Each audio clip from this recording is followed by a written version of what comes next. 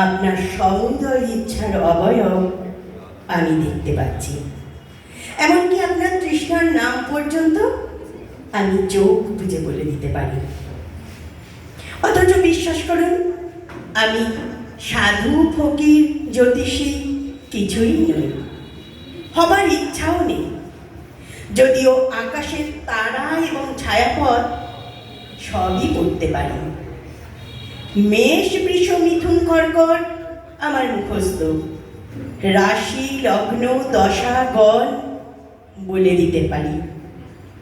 কিন্তু এখন আমি সেসবের ওপর মোটেও নির্ভর করছি না।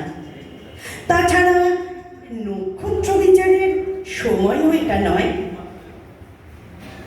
এই মুহূর্তে আমি অনেক কিছুই টের পাচ্ছি।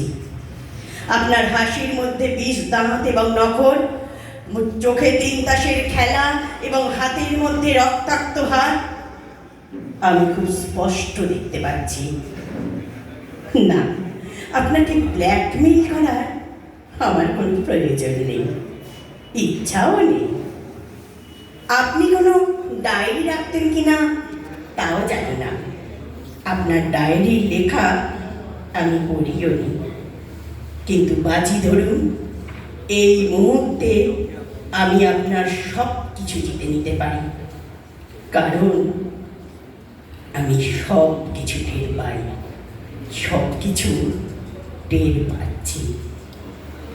আপনি মিথ্যায় ভয় পাচ্ছেন, আমি মোটেও সাংঘাতিক কেউ নই।